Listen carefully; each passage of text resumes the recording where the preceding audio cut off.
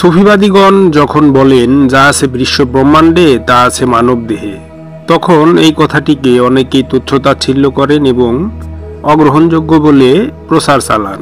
কিন্তু যা আছে বিশ্ব ব্রহ্মাণ্ডে তা আছে মানব ভাণ্ডে, এই কথাটি বৈজ্ঞানিকভাবে কতটা যুক্তিসঙ্গত বা সত্য, আজকে এই বিষয়ে খুব সংক্ষিপ্ত একটু আলোকপাত করব।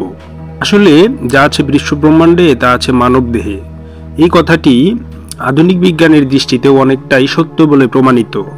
আধুনিক পদার্থবিজ্ঞান, জীববিজ্ঞান ও মহাকাশ বিজ্ঞান বিশ্লেষণ করলে দেখা যায় মানবদেহ এবং মহাবিশ্বের মধ্যে রাসায়নিক, জ্যোতির্বৈজ্ঞানিক ও প্রাণের ভিত্তি হিসেবে বেশ মিল রয়েছে।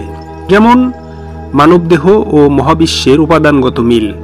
এক্ষেত্রে বিজ্ঞানের ভাষায় আমাদেরকে নক্ষত্রের সন্তান বলা হচ্ছে, তথা কসমোলজি ও মানবদেহ। আধুনিক বিজ্ঞান বলে মানবদেহের প্রায় সব রাসায়নিক উপাদানই কোনো না কোনো নক্ষত্রে তৈরি হয়েছিল।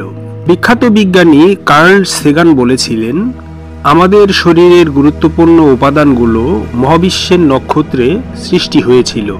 এই তথ্য থেকে স্পষ্টভাবে প্রমাণিত হয় যে আমাদের শরীর ও মহাবিশ্ব একই মৌলিক উপাদান দিয়ে গঠিত।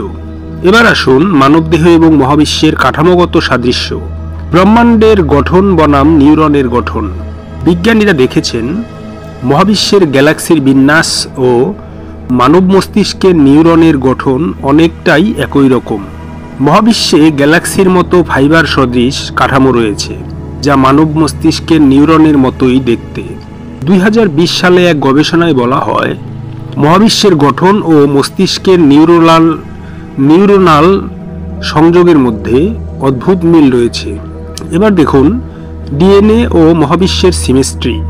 এখানে ডিএনএ হেলিক্স ও গ্যালাক্সির ঘূর্ণন দুটি ফিবোনাচ্চি সিকোয়েন্স ও গোল্ডেন রেশিও অনুসরণ করে। প্রকৃতি ও মহাবিশ্বের অনেক কিছুই গোল্ডেন রেশিও অনুসারে গঠিত, যেটা মানবদেহের মধ্যেও পাওয়া যায়। এবার দেখুন কোরআন ও বিজ্ঞানের মিল। এক্ষেত্রে কোরআনে বলা হয়েছে, আমি তাদেরকে আমার নিদর্শন স্বরূপ মহাবিশ্বে এবং তাদের নিজেদের মধ্যেও দেখাবো, যতক্ষণ না তারা বুঝতে পারে যে এটি সত্য। সূরা ফুলসিরাত 53 নং আয়াত। এই আয়াত বিজ্ঞানসম্মতভাবে ব্যাখ্যা করলে দেখা যায় যে মানুষ ও মহাবিশ্ব একই মৌলিক নিয়মের অধীনে গঠিত। তাই পরিশেষে বলা যায় মানবদেহ ও মহাবিশ্বের উপাদান এক। মানব মস্তিষ্ক ও মহাবিশ্বের গঠন প্রায় একই রকম। ডিএনএ ও গ্যালাক্সির কাঠামো একই নীতিতে গঠিত। বিজ্ঞান ও ধর্ম উভয়ই বলে মানবদেহ এবং মহাবিশ্ব একই সূত্রে গাঁথা। তাই তো সকল ধর্মের আধ্যাত্মবাদের ভাষায় যা আছে বিশ্ব ব্রহ্মাণ্ডে তা আছে আমাদের এই মানব ভাণ্ডে, এই কথাটি আধুনিক বিজ্ঞানের দৃষ্টিতেও সত্য বলেই প্রতীয়মান হচ্ছে।